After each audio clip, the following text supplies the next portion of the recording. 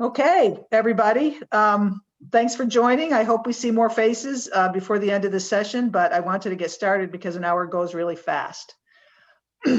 Okay, so just in case you didn't hear the announcement I just made, if you have questions about the quizzes, you don't understand the rule or the answer or something, please address them to Steve Latimer. He's on the call tonight, and his email address is on the website under Apprentice staff.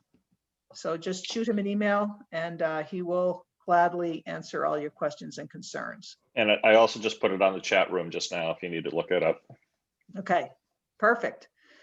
So the quizzes do keep coming in, but by Thursday, we should have everyone's quizzes in for rules 1, 2, 3, 4, 5, and 9. And there are a lot of you who do not have that many in, so start working on those. Okay, tonight we're gonna address like the real beginning of the mechanics section of this training. Again, hard to do via Zoom and not on the floor, but we're gonna do our best. Please jump in if you have questions as I'm going through the talk, okay? So I'm gonna share my screen and we're gonna get going. Let's see.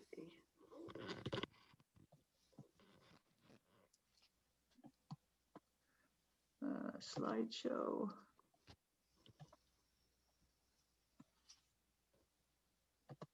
All right, share screen.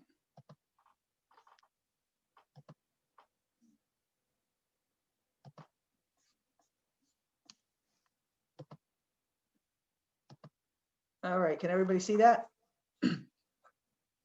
Yep. Okay, thanks, Steve. Okay, so tonight we're going to talk about primary coverage areas, or PCAs. You're going to find out that we have acronyms for everything, so I try to use them as frequently as possible so you get used to them. I'm not going to spend any time on this page. I just put it in here because if you go to look at the video later on and you don't know what certain things mean, they're here. All right, so primary coverage areas. This is all front court. This is not transition or anything. It's just all on one half of the court. As you can see, this dotted line right here that goes across the free throw lane to the left and down the lane line to the end line. Inside this rectangle is the lead's primary coverage area, okay? Which means the whole rest of half court belongs to the trail, which is a lot of real estate, okay? The trail has to work their butt off to make this thing work. Okay, so it does have this one little thing here that says lead, ball side, primary. That only applies if the lead rotates, so I'm not going to pay attention to that right now. Just visualize if you're the lead, you have the lower left rectangle, and if you're the trail, you have all the rest. When you first come into the front court, the lead should position themselves off the court. You don't want to be on the floor. You want to be 3 to 6 feet off the end line. Have your butt. Somebody have something? No.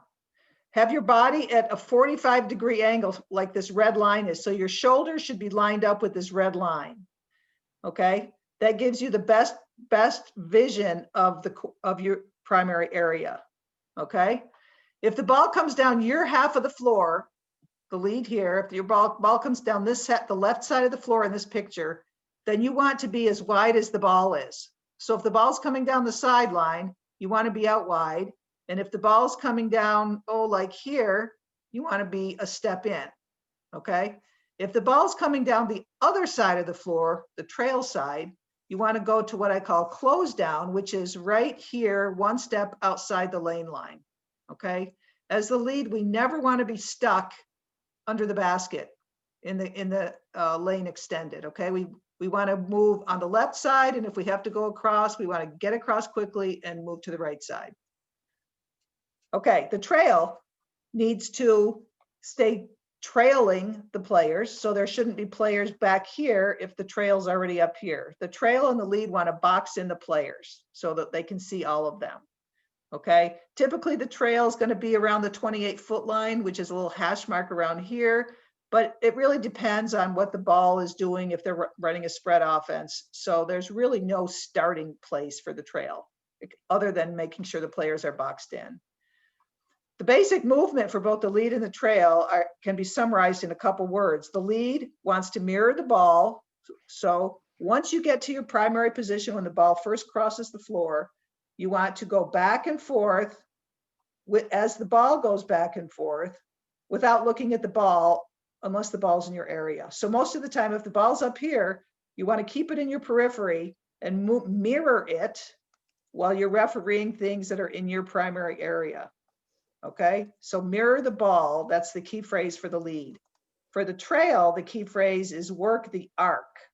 And what I mean by that is the trail movement is going to basically be like a piece of an arc that runs from the center line of the floor down to about the free throw line extended. And that's not what I want. And you're basically going to be kind of parallel to the 3-point arc, moving back and forth with the ball, okay? Typically, you want to be sideline oriented, which means you want to be more to the sideline than to the middle of the floor. You don't want to be refereeing out in the middle and get run over during a transition, okay? So that's the basic picture. Two things I want you to remember. The first, I think you can probably incorporate right away, and the second one's going to take you time. Okay, so as you can see by that picture, the primary coverage area lines are pretty discrete, but that doesn't mean that they're, what can I say? They need to be flexible because the players move and they're not all necessarily moving in those pretty lines. So just remember that the lines are guidelines and they're not hard and fast rules. The second one is, and again, like I said, you're not going to be able to do this right when you start refereeing. But as you do this more and more and you're more aware of what your partner's looking at, if they're looking at the wrong thing, don't make things worse by looking at the same thing they are. Just look at something else. Okay?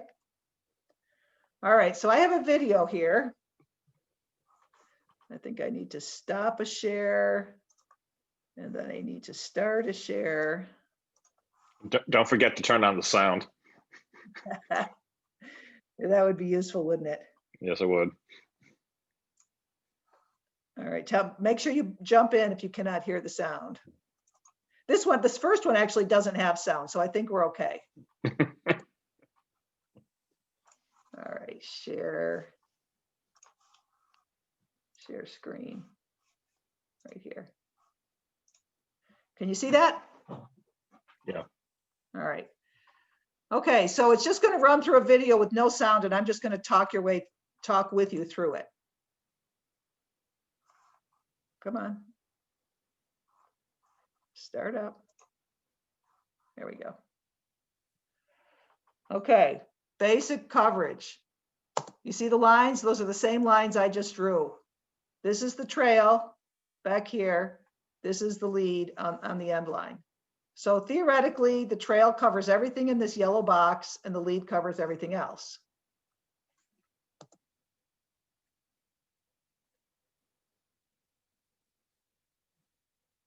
Come on. Okay, the lead's responsible for the yellow edge here. One thing I want to bring to your attention is it looks like the lead is looking right at this action in the trails area, which isn't necessarily what we want. The lead official should be looking in this yellow area. However, in this instance, none of these defenders is doing anything that's much worth looking at this instant. So the lead can lend a helping hand, but this is not their call. Okay. And to me, and for first year, second year officials, if you can keep it in your head to keep looking in your primary coverage area and not look at the ball outside of your primary coverage area, even though maybe here there's nothing else to look at, that will serve you well. Yeah. Because it'll be hard. Everybody wants to watch the ball. So like it says here, when the trail is on ball or covering the action of players with or near the ball, the lead will be covering action off ball or action occurring outside the trail's primary area. So like Steve said, this should be the trails coverage right here, and the lead should be focusing in this area here. Okay, players coming off screens or people going for rebounds, et cetera, et cetera. One thing I'd like to point out here is the trail is not in the best position, because you see how the trail's kind of leaning their head to the left because he can't really see what's going on. I would prefer that the trail work the arc and come all the way up to the free throw line extended to get a better look at that play. And I think that's going to be pointed out here in a second. Sorry, this is a really slow video, but I thought the content was worth including it.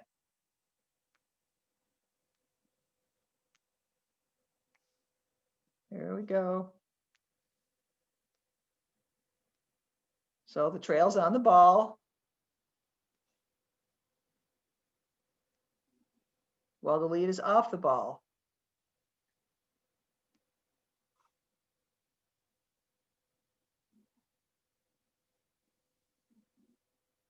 Trail has primary responsibility when the shot is taken.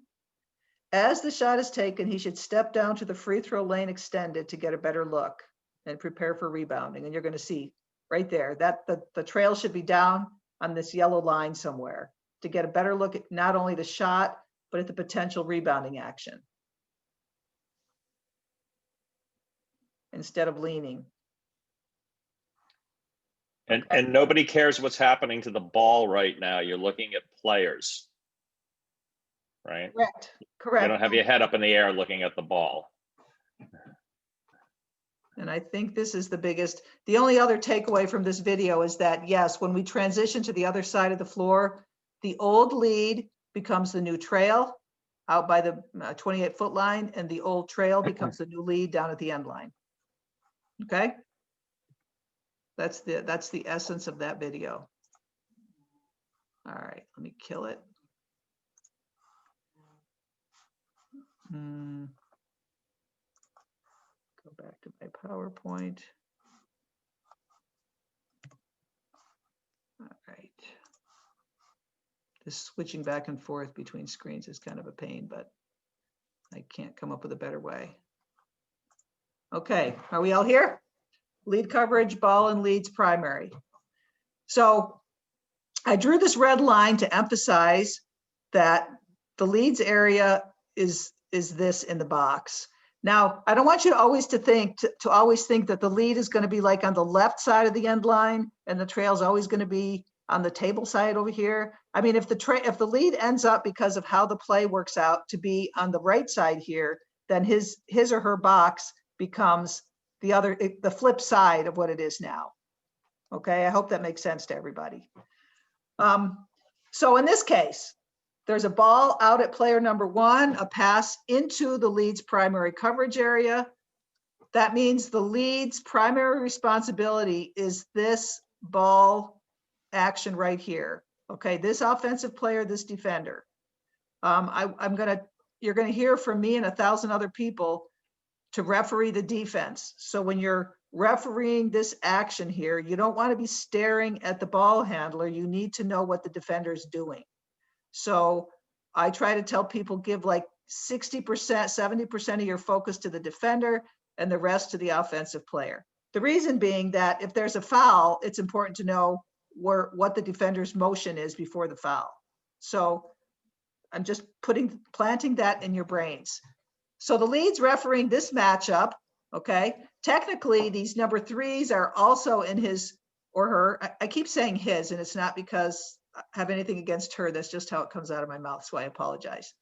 So the lead actually has responsible for, according to the lines, for almost everybody on the floor, except for these few people out on the edges, which is not at all practical, which is why I meant that the lines are guidelines. So in this case, if this is a really competitive matchup and the lead is really focused here, if these 2 players in the post are beating the crap out of each other, the lead might want to keep them in mind.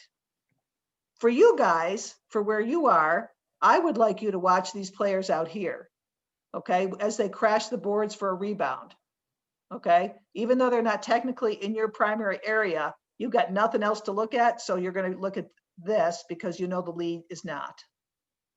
Steve, do you need to add anything there? No, I think that's exactly right, particularly on rebounding. Yeah. Okay, so I talked, this is like one step up, but I like to introduce it to you guys at the beginning so that you know the possibility exists. It's something you probably want to talk with your partner with before the game to make sure that you're both ready for this to happen. And so I'm just going to talk you through it. If the ball is in the trails area and it's around the free throw line extended or maybe below, and there's going to be post action on that same side of the ball, same side of the court, the lead has the option of rotating.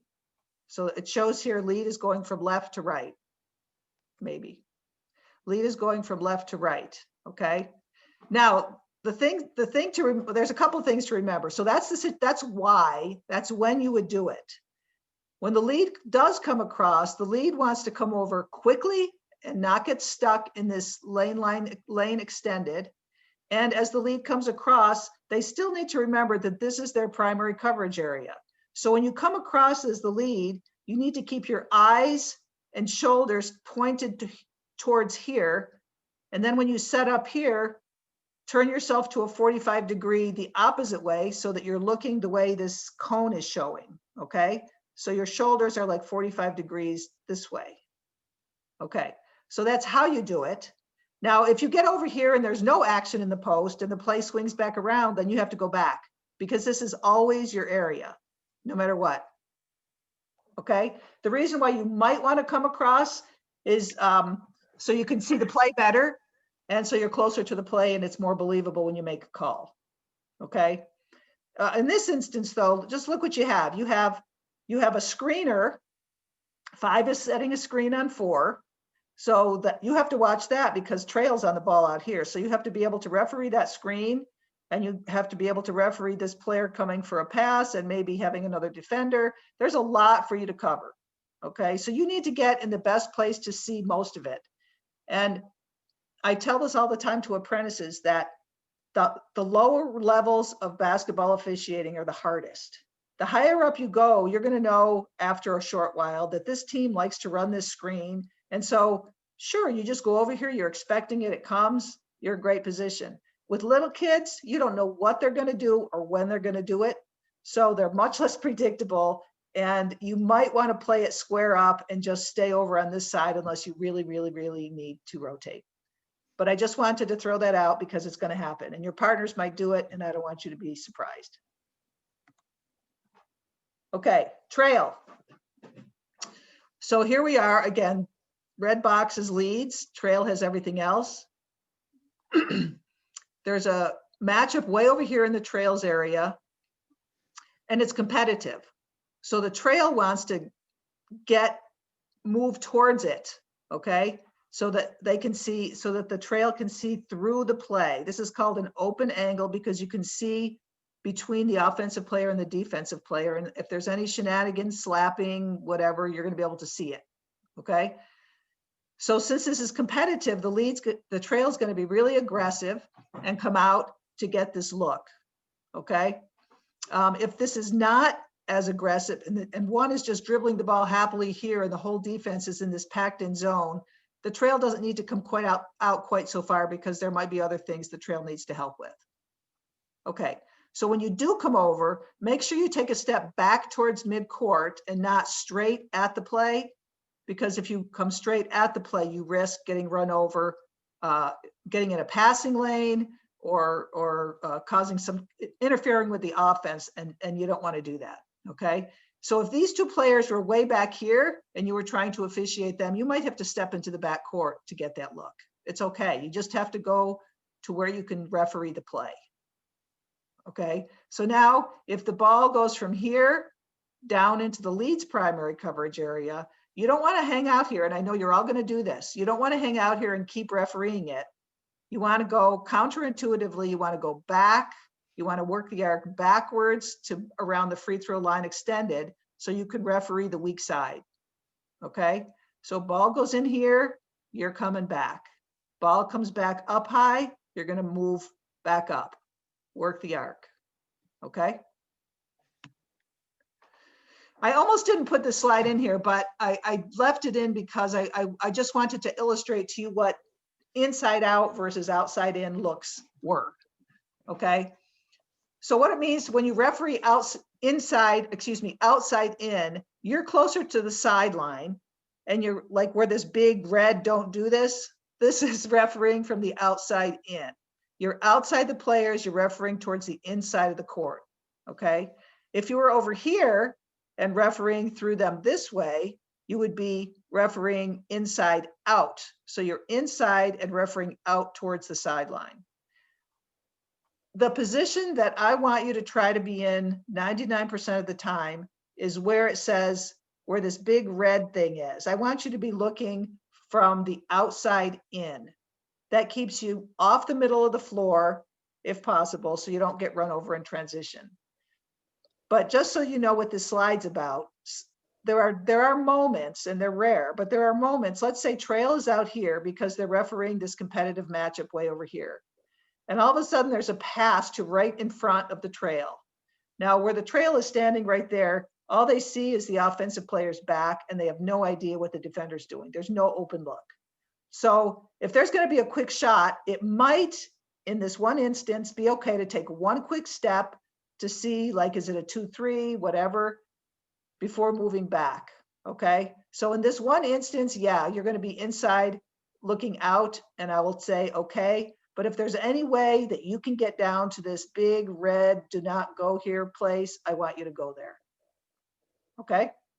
And the logic to all this, right? When you're the trail and trying to stay closer to the sideline when you can see if the trail moves into the middle of the floor and the ball gets turned over, you're now playing the game instead of refereeing the game. You're like smack in the middle of the action. So if at all possible, you would like the play to be to the side of you, where you're closest to the sideline versus the players. Getting the players closer to the sideline than you as the trail is going to get you in trouble for the most part, right? And as Stacy just mentioned, you're only doing it as a last resort to be able to get a look at something that you might need to get a look at. Perfect. If any of you guys out there have questions as I'm going through this, please jump in, okay? Because this is a lot. I don't expect you to remember all of it, but the video will be there for posterity and you can always go back and look at it. I do have a question. Yeah. Is there ever any time when both the lead and the tail would rotate? The trail. The trail would rotate. Say if a team really prefers to play on the weak side versus the strong side, so all the action's happening on the weak side, would you ever see those two positions swap during a game, or is it always prescribed that the lead is on the strong side? Well, the lead's not prescribed to be on the strong side. The lead is going to be diagonal from the trail in the starting position. And that could be in this picture, the trail's on the upper right and the lead's on the lower left. But if for whatever reason at the other end of the floor they were switched around, the trail could be here and the lead could be here. But what I want you to know is that once you come down the floor and you know what the lead's primary coverage area is, like in this case, the red box, that's always going to be the lead's coverage area, whether or not the lead rotates or not. So let's say all the action's going to happen on this side of, actually, most teams are right-handed. So what happens is most of the play comes over on the left side of this picture. But the trail is never, ever going to come over here and force the lead to come back. Never, ever, ever. Okay. The lead has the option to come across and help on the trail side, and then get back. But they're not both going to go to opposite sides of the floor. Because once again, you're going to have the trail in no man's land in the middle of the court, and the ball gets turned over, and he or she is standing in the middle of the floor, which we don't want that to happen. Does that make sense, Ken? That makes perfect sense. No, okay. Thank you. Sure. Okay, so let's see what happens when there's a jump shot from the perimeter. So in this case, number 2 is going to shoot the ball to the basket. So the trail, who's out here to start with in this yellow circle, full focus or most focus is on this matchup, watching the shooters go up and come down, because a lot can happen on the way up and on the way down, including the fact that if the defender kind of scoots underneath the shooter and doesn't give the shooter a place to come down, that's a foul also. So the trail needs to stay on that until the shot is complete and both players are back on the floor. Now, once that happens, the trail is going to take a step down towards the end line just to get ready for rebounding coverage. Okay, in this case, probably watching 3 and these 4s and 3s go at it. And the lead's probably watching the 5 matchup over here. Okay. The biggest takeaway from this, there's 2 takeaways. One is, as the trail, we say don't bail out after the shot. Because what happens is some people, they see the shot, they think, oh, the other team's going to get the rebound, and they just take off down the floor without finishing refereeing this and without helping with rebounding. Okay. You need to fight that temptation and always take a step towards the end line. Every time a shot goes up and you're the trail, whether it be a free throw or a field goal attempt, you need to take a step towards the end line. Actually, a free throw attempt if it's the last free throw. Okay. But this movement is really important, and you just need to stay back there, because if you take off and there's a rebound that bounces around on here, the lead has a whole lot to referee. Okay. Okay, trouble spots. Ball's in the lead's primary coverage area. 3 has the ball.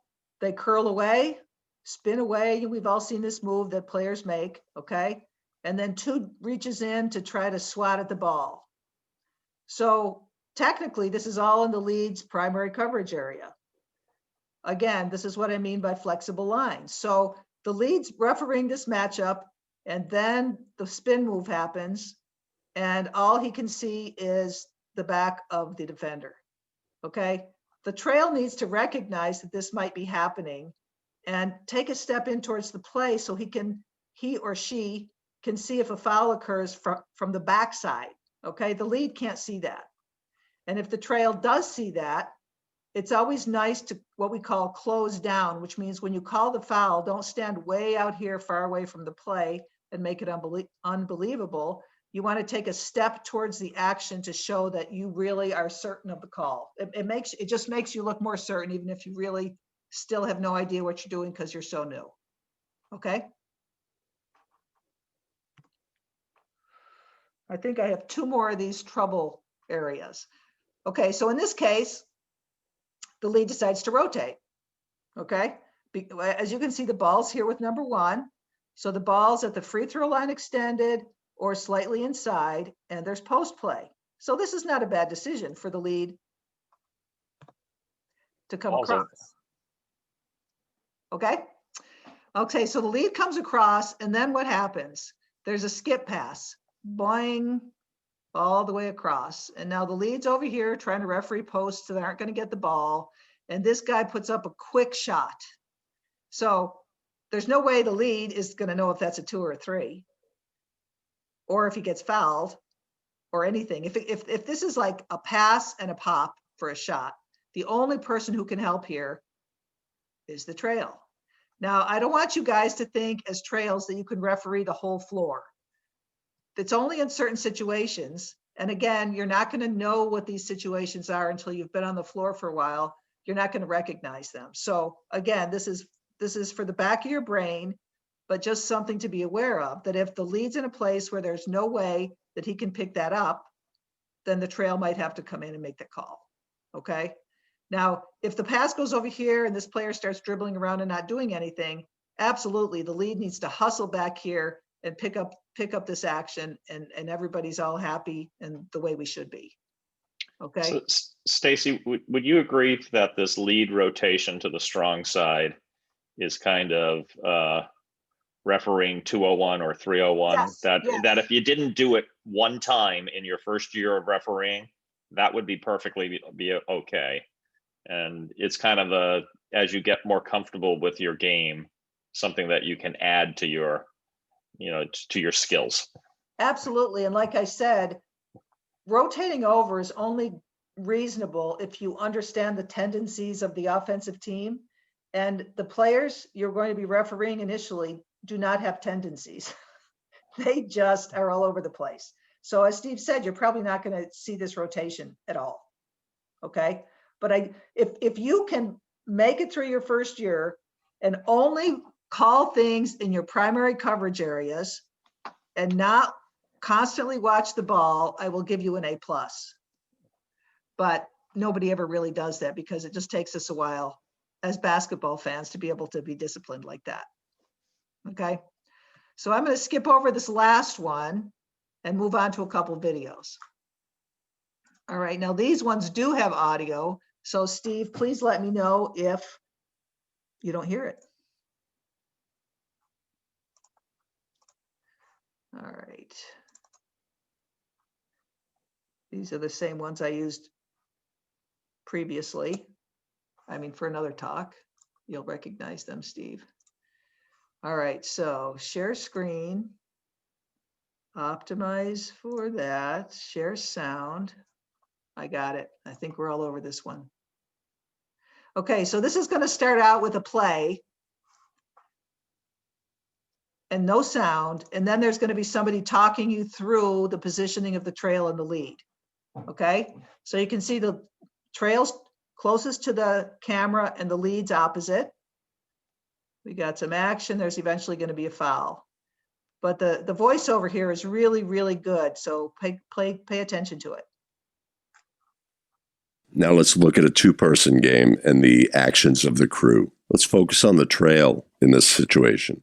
Look at this on-ball matchup and just think about what the relative intensity of this matchup is and how much attention we need to give to this matchup, right?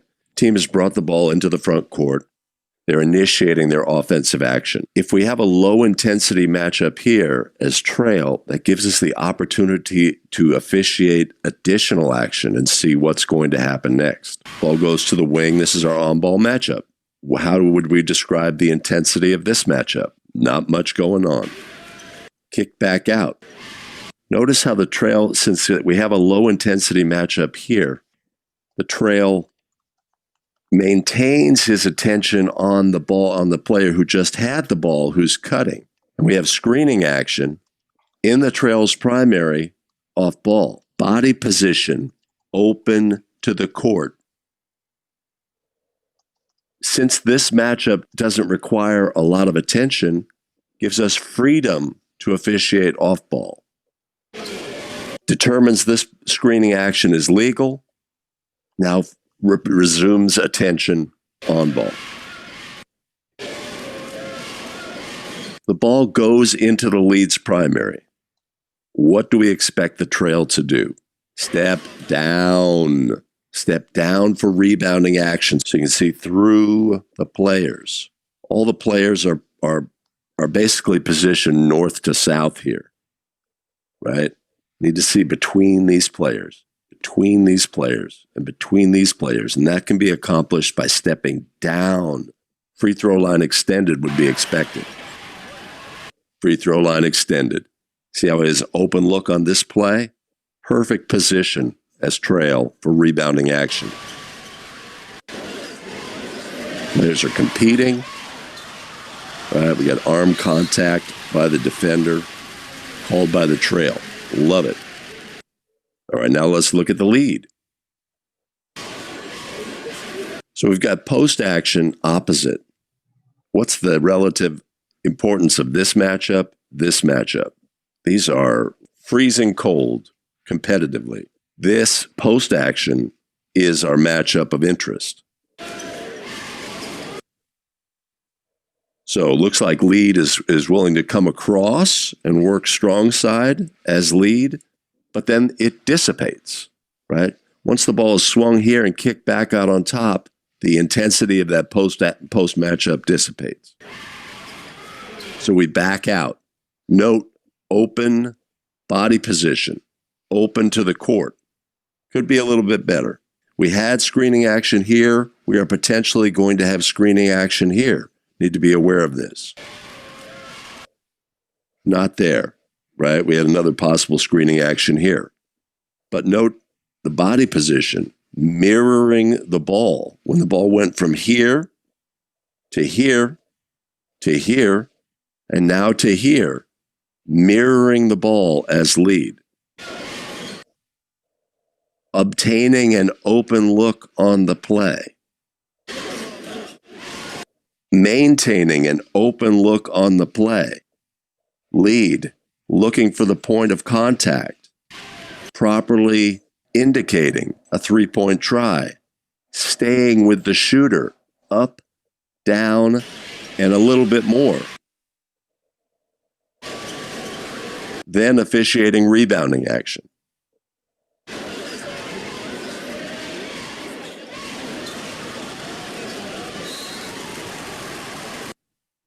Maintaining an open body position, open to the players. So again, let's look at the fundamentals. Trail official with a non-competitive matchup allowed to focus on additional off-ball action. Great habit. The fact that the trail observed this screen is fantastic. Ball goes to the lead's primary official, steps down for rebounding action. Super connected, even on this really large floor. This is a big high school floor, two-person officiating. The trail official is like putting himself in a position where he's going to have to really sprint hard to get to the end line on the opposite end, but willing to take that risk because this action requires our attention. Stays connected, open look, tremendous. Let's review the lead.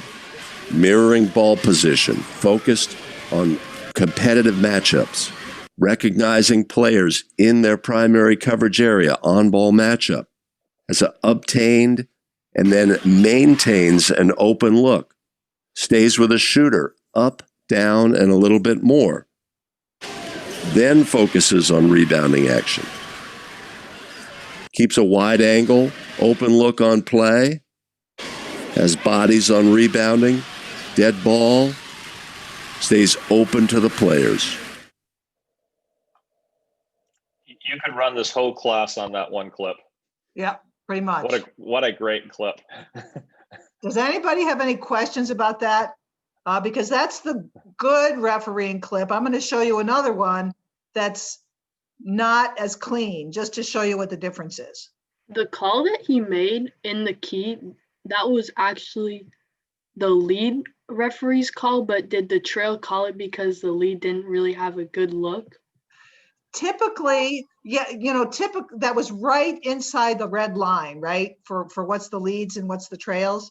Typically, when there's a putback from the trail side at the basket like that, the trail usually has a better look because the lead has only like the back of the defender. So typically, you'll see the trail make that call. And the other thing you can do as the trail, if you are truly recognizing it, is that it's not in your primary. You can wait a tick and let the lead have its crack at it. But if it's a foul, you can go get it by then we call it a cadence whistle or a secondary whistle, letting the lead have a crack at it first. And if the lead wasn't able to see it or pick it up, then you're able to make that call. Is there an issue with both blowing your whistle at the same time for fouls? Yeah, there's not necessarily an issue, but over time, we all need to learn whistle discipline, because if everybody's blowing their whistle on every play, then there's really no trust among the crew, and the people who are watching us probably get the feeling that we don't know what we're doing. So, because I thought the same thing, that the trail official called it in the leads area. I saw that same thing. So I was wondering, but if you're saying you just wait a tick to see if the lead calls it, if not, then you call it, that Right. stops the double whistle. So I just wondered. yeah, It takes a while to learn that. yeah, it does take a while to learn that, because for a while you're so laser focused, it's going to happen. Where we don't want a double whistle to happen is when there's a crash and there's a block or a charge, because if we both call that play at the same time, and we both give different signals for what happened, then we're in deep, deep doo-doo. So Yeah, that's the same with baseball, where two people make the opposite calls. He just ruins everything. So I just wondered if that was the same in basketball. oh yeah, we just try to minimize them. And when they happen, just realize that you're not the only person who's ever done that. We've all done it multiple times. Is it okay if you can show the area where the trail and the lead, like where they like look? Can you please show that again? I just want to like screenshot it. Okay, let me get there. I will So share. you have a mechanics manual, right? Did they all get a mechanics manual? Who Yeah. asked that question? Was that Alec? Yeah, that's me. Okay, yeah. So if you look in the big of the three books, the biggest book, you know, the one that says Mechanics Illustrated on the cover. And if you go to like page 152, I believe it is. That's impressive. Excuse me, 154. I've been looking at this. If you look at page 154, you'll see those lines that I showed you on one of the first slides. Okay, thank you. Does that help? Yeah. Perfect. Okay, I'm going to show you another video. Like I told you before, it's not going to be quite as well done as the first one, but it will point out a lot of, it will give you a lot of information, and I hope you have questions. So here we go. Share.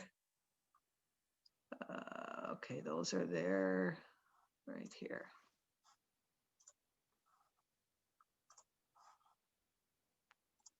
Again, it's going to go through the play, no sound, and then there's going to be a voiceover. So you see the lead and the trail. The lead right now is right in the middle of the paint. We don't want that.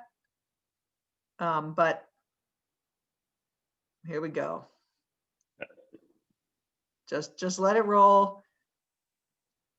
Neither the trail or the lead are in great position in this clip. We've got a non-competitive matchup here. We've got a player passing the ball, and we've got post-action on the opposite block. This is our most competitive matchup, but we do have engagement by players here as well, challenging as a result. Note the body position with the shoulders turned, so no awareness of what's going on here. And I just stopped the video really quickly because if you visualize the lead's primary coverage area, those players that the speaker is talking about over here, this is all in the lead's primary coverage area. And all his focus is here. So there's a lot of players not being officiated properly. Not only that, but the lead, I told you the trail wants to be sideline oriented. The trail is in no man's land right now, and the trail should be way over here towards the sideline. But I'm sure that the speaker will bring up all of this in his talk. Right? That's just something we have to recognize. It's a consequence of the situation. But lead official is saying, I've got this matchup 100%. Trail official has the on-ball matchup, right? Observes the play, makes a ruling. Perfect. We love the conviction, right? So this looks like a situation where we're making a cumulative judgment. The white player using his arms to pin the defensive player, but the defensive player is grabbing the arms.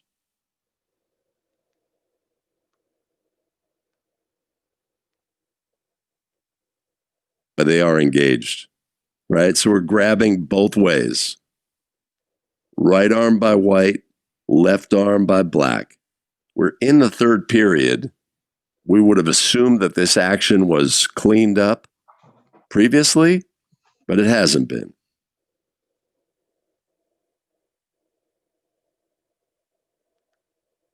Probably the assessment was just cumulatively, there's too much going on in each direction. How can we resolve this? And goes to the double foul. We're going to report. Would we describe this as a typical play? No, this is an atypical play. So we'd want communication between the officials. Where is the resulting throw-in going to be? It'll be where the ball was when the foul occurred. The resulting throw-in would be here. There'll be no free throws shot. On a double foul, we go to point of interruption. We have the white bench right here. We're going to inbound the ball right in front of the white bench. They are not fans of this call. They feel that their player was fouled. Okay, so this calling official is going to have to choose his reporting area. We would say take the high road. Go around the players here and report here so that if there's any negative energy or comments coming from the bench, that it has to be a very public situation. Let's look at this on-ball matchup that the Trail is officiating. Look at the relative competitiveness of this matchup. Does this deserve proximity on the court and telescoping that this is the only thing the Trail is looking at? No, it does not warrant that. This position on the court as the Trail is not good and pays dividends down the road where we're not in great position here.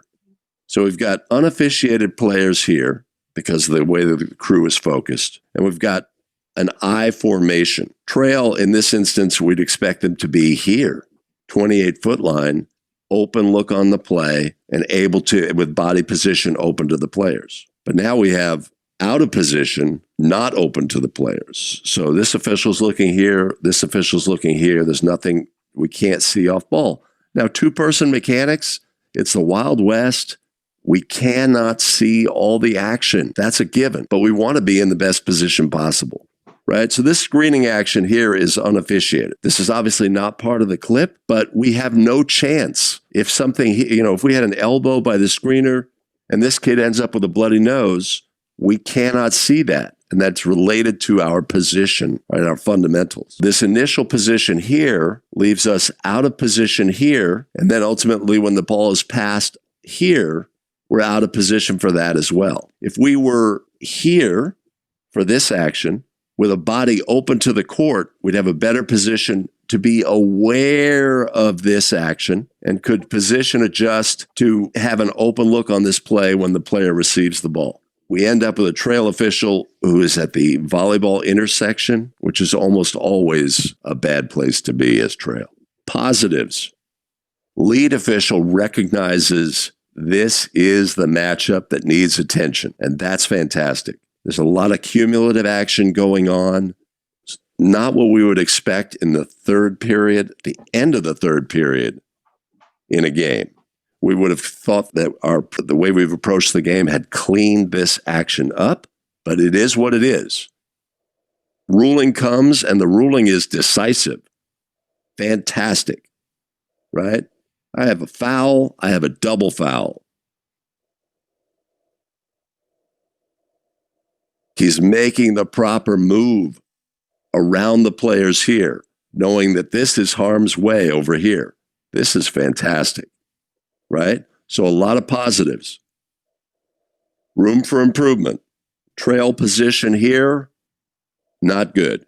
This on-ball matchup does not need this level of proximity and focus. We need to have an open look on the play, but that could be achieved from here. So we're too far onto the court, and our crew, as a result, is in poor position. In order to be in this position on the court, I'd expect there to be two players on the floor competing for a loose ball or something to that rose to that level. We're out of position, improving, but keep going. Get down here. So we end up with a lot of positives on the play and some negatives on the play. When we're analyzing our game video, we're looking at all of these aspects. So one of the points that I would make off of that video is just because you've now gone to the dark side and become an official, it doesn't mean you stop being an athlete. So when that Trail kind of found himself too far out in the middle of the floor and the ball went back on the other side toward the sideline, so he's now refereeing inside out, he needs to bust his butt to get to a better position. And instead he walked.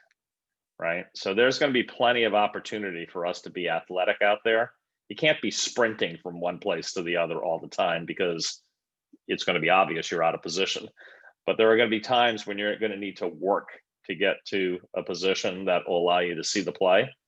And that trail official, not only did he put himself in a bad place in the first place, but then he did nothing to fix it going forward.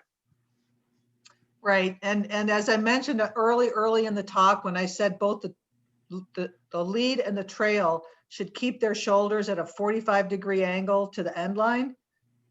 When that trail was out in no man's land in the middle, he was facing the end line. He had no 45 degrees, which kept him from even being aware that that far screen was going on the far elbow. So a lot of good to, if you don't know what you're looking at, you look at that and it's like, it doesn't look too bad, but I think the voiceover really helps. And hopefully I can make those plays available for you to look at again. Anybody have any questions about anything? I guess I just have a general question, Stacy. The narrator mentioned that you could go back and review the tape.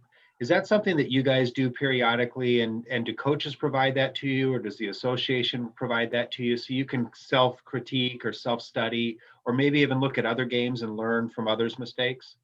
Well, it's mixed. Video is way more available now than it ever used to be, obviously. For college level games, every game I want to get, I could get, okay? For high school level games, coaches are very proprietary about their game video. So some coaches, if you ask them if they'll make the video available to you, they might send you a link to it, or you could have somebody come in and record the game on their phone for you. Or, you need to be a little bit more creative at the lower levels, especially when you first start, because I guarantee you there's no official video of an AAU game or a CYO game. Sure.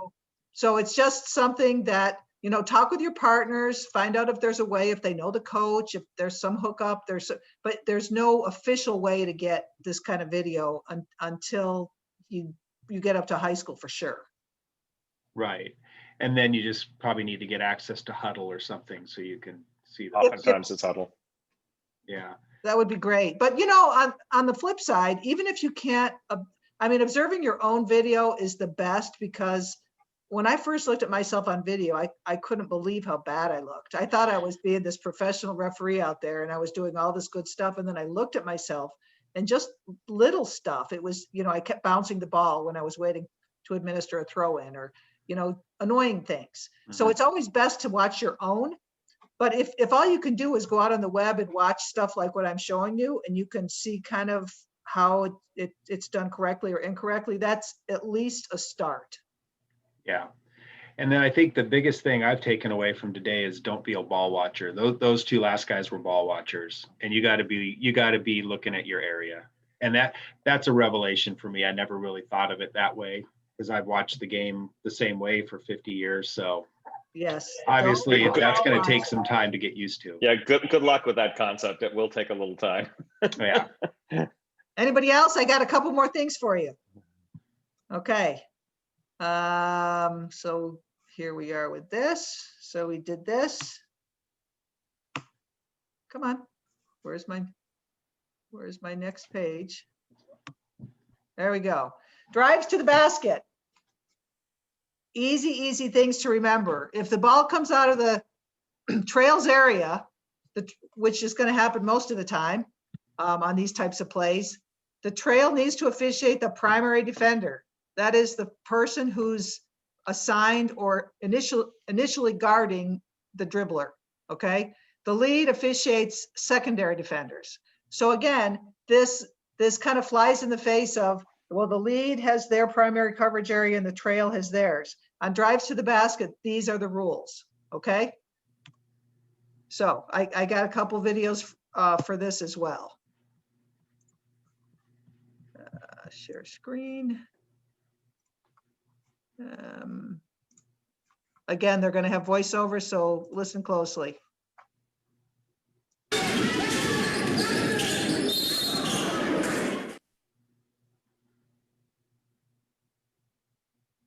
Looks like a mess, right?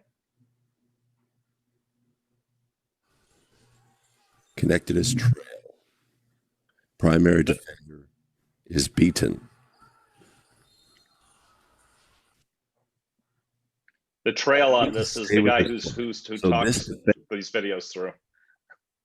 Say that again?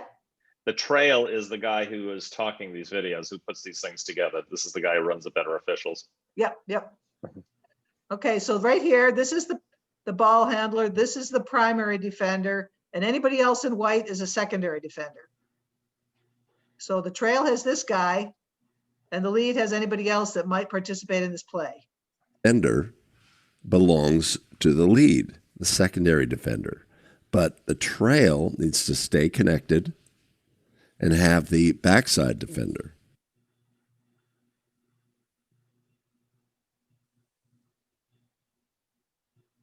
That's illegal contact. That's a foul. That's a shooting foul. Did y'all see the push from the primary defender? He pushed the dribbler into the bigger guy, but the initial foul was on the primary defender. And so the trail did correctly by making that call. I have one more of those for you. This one's actually kind of funny.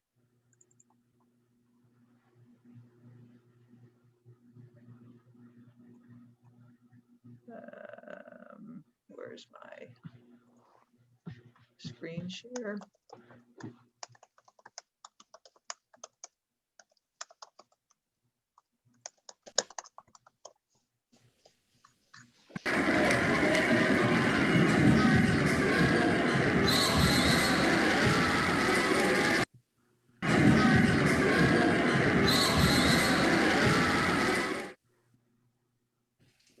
Right, this is a crew discipline play. Super easy charge call. But this play completely belongs to the lead. Fast break, all defenders are secondary. Lead has first crack. In case of a double whistle, we want our mechanics to be clean. Fist up, confirm, then signal. Especially as the outside official, we don't want to give a preliminary signal when the play is not in our primary. So that's the play that I was talking about, I think with, I don't know who asked me the question before about double whistles. Paul, I think that was you.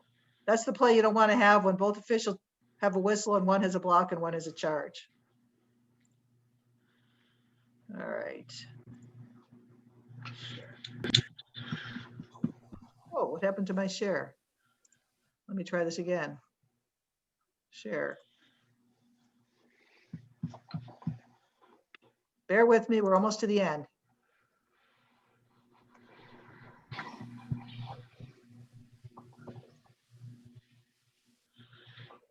Okay, so this is a play that happens once in a while and it happens fast. There's a dribbler coming in from outside the paint, driving hard to the basket, passes the ball somewhere and then crashes. So there's a big, huge crash, typically in the middle of the paint, and the ball is off somewhere else. Okay. There's a very easy rule of thumb. It's not easy to apply, but it's an easy rule of thumb. And that is, if the pass goes into like right here, let's say the pass went this way to somebody out in the trail's primary area, then the trail would take the pass and the lead would referee the crash. In this instance, since the pass goes from 1 to a cutting 2, then the lead takes referees this play, and the trail has to referee the crash. Again, these are this is another illustration of why these lines are guidelines, but not hard and fast rules, okay? This is a really hard play to ref, but if you talk about it beforehand, if you see players that are gung-ho about putting their head down and driving to the basket, you just need to be mentally prepared that this is going to happen, okay? I had a video. In the interest of time, I don't think I'll show it to you. Somebody was talking about double whistles.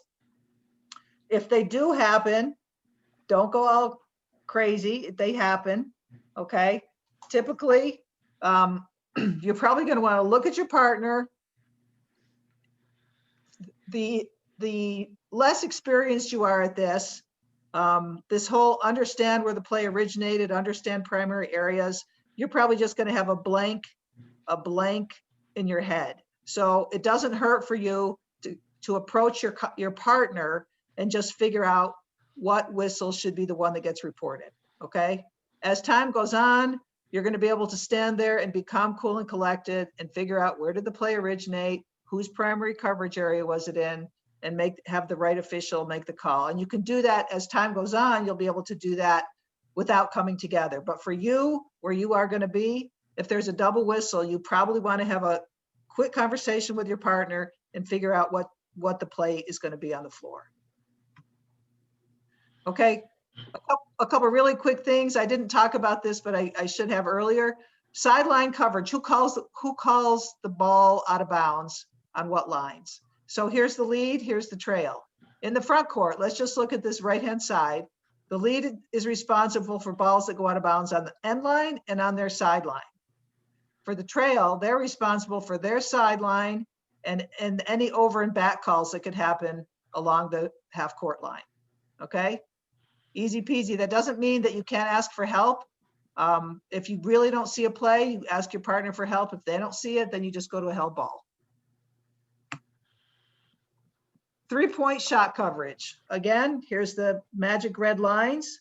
Okay, the lead is responsible for 3-point attempts that happen in their primary coverage area. So the lead would be responsible for any 3-point shot attempts made in this dark area here.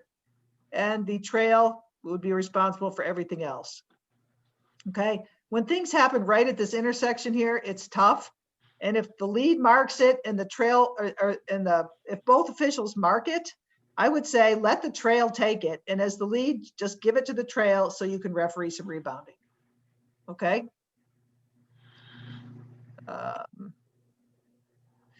And rebounding, forget all the words here. Basically, trail can't bail, so the trail needs to help. The trail's typically going to be the person to see pushes from behind, even though they're in the lead's primary coverage area, because what the lead's going to see are bodies coming towards him or her, but not knowing how they got propelled forward. Yes, and both officials just need to be actively participating until the rebound is secured. And that's it. Stop share. Okay, that's a lot. That's a lot. Does anybody have any questions for me that they can even formulate right now? Okay, when I had listed in the homework for today's lesson, I said to read pages 152 to 159. There's also some stuff further along in that chapter, like 165 to 175 or something like that, that talk about the trail position and the lead position in the front court. So feel free to kind of browse through there and read what some of the verbiage and maybe some of it will make more sense. Okay? Anybody? All right, so our next class, go ahead. No, I was saying okay to respond to you. Sorry. So our next class is Thursday. It's going to be another rules class. We're going to go over rules 6 and 10, as well as reviewing any questions that you've had a hard time with on the first, however many quizzes, the first 6 quizzes. So please get into the quizzes, come with questions. There's no question that's a dumb question, okay? There's probably a lot of people out there with the same one you have, so just bring it out there. Again, so Bradley, jump in if you have a question here.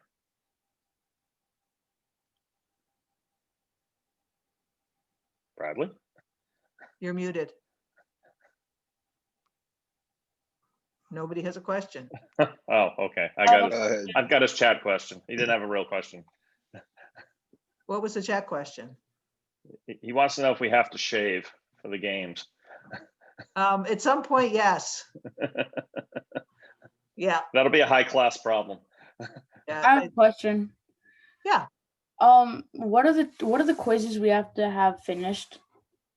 What are they, or where are they? No, like which ones? Well, we've already gone over, I know, Alec, you just got started. So the ones that you should have completed by Thursday, but I'm not going to hold you personally to that, are 1 through 5 and 9. Okay? But Okay. just slowly make your way through them, get into the book, see if you can, learn some things along the way. And just as long as you get them all submitted by the end of class, you're good. Okay? So All right. don't go nuts between now and Thursday and stay up until 3 in the morning to do the quizzes. Okay. Okay? Thank you. Sure. There's somewhere on the website where you have like the homework for. Yes, and I think I'm going to have to, I'll work on the website in the next couple days, because what I've done is, like, today's class was Mechanics 2. And at the bottom of the Mechanics 2 class outline, it says, in preparation for next class, do the following. So they're kind of buried in the previous lesson. And I think what I need to do, because you are not the first person to ask this question, I think I need to just have like a homework tab Yeah. and just put those things into the homework. So for, Thursday's class, you need to have this done for, whatever. So I will kind of rearrange that. Again, those outlines were made for the times in the before days when we actually did on court stuff. And so I would just, kind of verbalize all that information while we're on the floor. So I'll fix that up for you guys to make it easier. That was a good question. Anybody else? I have a question. Yeah. Is there a way to see which quizzes we've completed? I think I've done all of them, but I'm not sure how to tell. Shoot me an email, and because I keep track, I have a spreadsheet that I keep track on. So just shoot me an email and I'll look that up for you. In fact, is your last name Belkovsky? Yeah. That guy. Yeah. I think actually you might be one of a couple that have answered all of them. Let me see if I can find you. I don't have the right printout, but I'm pretty sure that you have completed all of them. Cool. Thank you. Yep. If anybody's not sure, shoot me an email and I'll let you know. Okay, Steve, anything? So, All right. Have a good couple days before we meet again. Thank you. Sure. Thank you, guys. thank you. Thank you. Okay, Steve, see you next time, I guess. Yep. All right, bye.